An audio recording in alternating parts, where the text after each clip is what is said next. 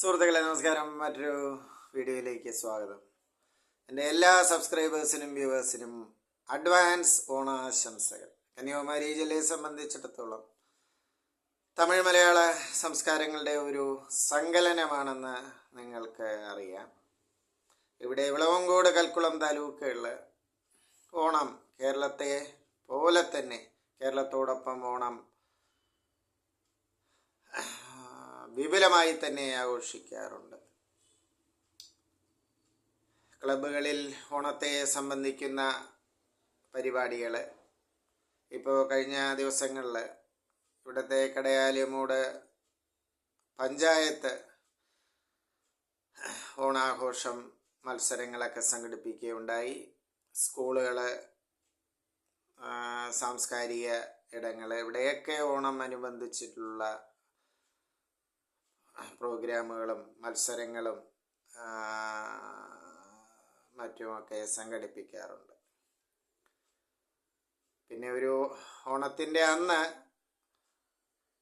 ഇപ്പോൾ നിങ്ങൾക്ക് കന്യാകുമാരി ജില്ലയിലൂടെ ഒരു ചെറുയാത്ര പോവുകയാണെങ്കിൽ വിളവങ്കോട് ഏതാണ്ട് തക്കല വരെ വിളവങ്കോട് കൽക്കുളം താലൂക്കുകൾ മിക്ക ഗൃഹങ്ങളുടെ മുന്നിലും മത്തപ്പൂക്കളം കാണാം.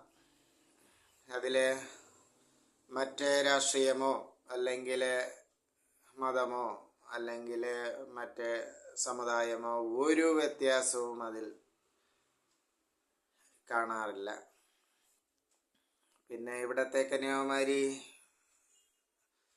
ജില്ലയെ സംബന്ധിച്ചിടത്തോളം തങ്ങളുടെ വിവാഹം ചെയ്തയച്ച പെൺമക്കൾക്ക് മാതാപിതാക്കൾ ഓണത്തിന് ഓണപ്പടി എന്ന വാക്കാണ് ഇവിടെ ഉപയോഗിക്കുന്നത്. ഓണപ്പടി നൽകുന്ന ശീലമുണ്ട്.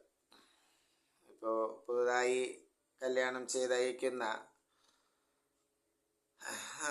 പെൺമക്കൾക്ക് ഇപ്പോൾ ഏതാനും വർഷം ആ ഓണപ്പടി നൽകുന്നു. തുടർന്നും നൽകുന്നവരുണ്ട്. അത് വ്യക്തിയധിഷ്ഠിതമാണ്.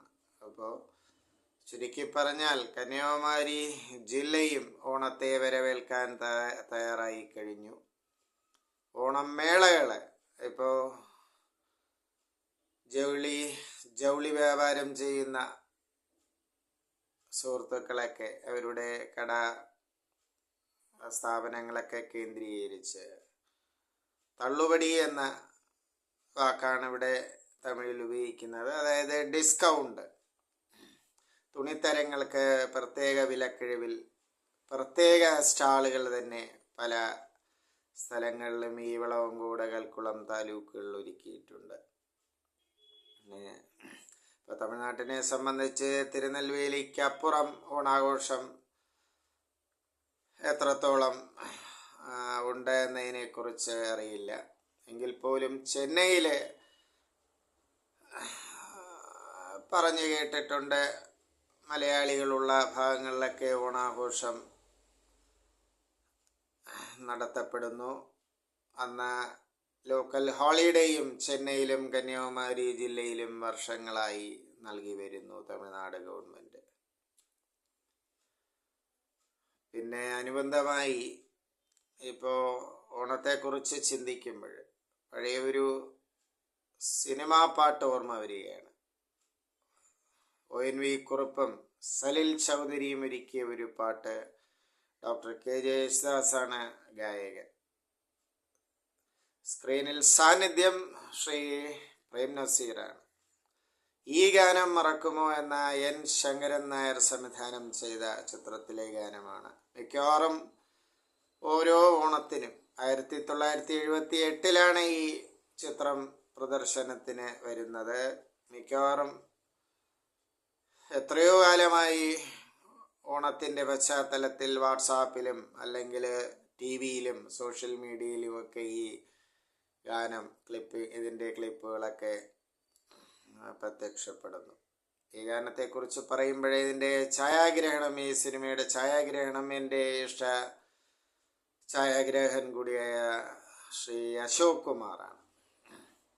മനോഹരമായ ആലപ്പുഴയുടെ പശ്ചാത്തലത്തിൽ ചിത്രീകരിച്ച ഈ ഗാനം അതുവഴി ആലപ്പുഴയിലൂടെ ബോട്ടിൽ യാത്ര ചെയ്തിട്ടുള്ളവർക്കറിയാം ആ ഒരു ഫീല് ഛായാഗ്രാഹകൻ പ്രേക്ഷകരുടെ മനസ്സിലേക്ക് കൊണ്ടുവന്നിരിക്കുന്നു. ശ്രീ അശോക് കുമാറിനെ കുറിച്ച് പറയുമ്പോൾ മനോഹരമായ കോമ്പോസിഷനാണ് ശ്രീ അശോക് കുമാറിൻ്റെ സിനിമകൾ നമ്മൾ കണ്ടിട്ടുള്ളത്. അദ്ദേഹത്തിൻ്റെ സിനിമകളിലെ ആ ഒരു കളർ ഗ്രേഡിങ് അല്ലെങ്കിൽ ആംഗിളുകളൊക്കെ ആ ദൃശ്യ ഭാഷയ്ക്ക് യോജിച്ച രീതിയിലാണ്. ശ്രീ എൻ ശങ്കരൻ നായർ എന്ന സംവിധായകനെ കുറിച്ച് പറയുമ്പോൾ മധുരോത്സവം എന്ന ചിത്രമാണ് ഓർമ്മ വരുന്നത്. തുടർന്ന് ചില ചിത്രങ്ങളൊക്കെ അദ്ദേഹം ഭേദപ്പെട്ട് എടുത്തിട്ടുണ്ട്. അവസാനമായി അദ്ദേഹം പിന്നീട് ചില അടൽസൊല്ലി ചിത്രങ്ങളിലേക്ക് തിരികെ ഉണ്ടായി എന്ന് തോന്നുന്നു. മുൻപെടുത്ത